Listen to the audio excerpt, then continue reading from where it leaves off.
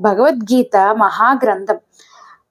పిల్లలకి భగవద్గీత నేర్పించడం వల్ల చిన్నప్పటి నుంచే మంచి చెడు మధ్య తేడా తెలుసుకోవటంలో గీతా శ్లోకాలు సహాయపడతాయి. ఆత్మవిశ్వాసం పెరుగుతుంది. నజాయతే మ్రియతే వా కదాచిత్ వంటి శ్లోకాలు వారికి శాశ్వతమైన ఆత్మతత్వాన్ని నేర్పిస్తాయి, ధైర్యాన్ని ఇస్తాయి. మనస్సు ఏకాగ్రత నిలుస్తుంది. చదువులో మనస్సు నిలిపే శక్తి పెరుగుతుంది. గీతా పారాయణం ధ్యానం లాంటిది.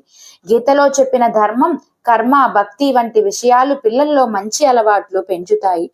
అలాగే పెద్దలకి భగవద్గీత వల్ల మనశ్శాంతి, జీవితంలో ఒత్తిళ్లు, కష్టాలు ఎదురైనప్పుడు గీతలో చెప్పిన జ్ఞానం మనస్సు శాంతిగా ఉంచుతుంది.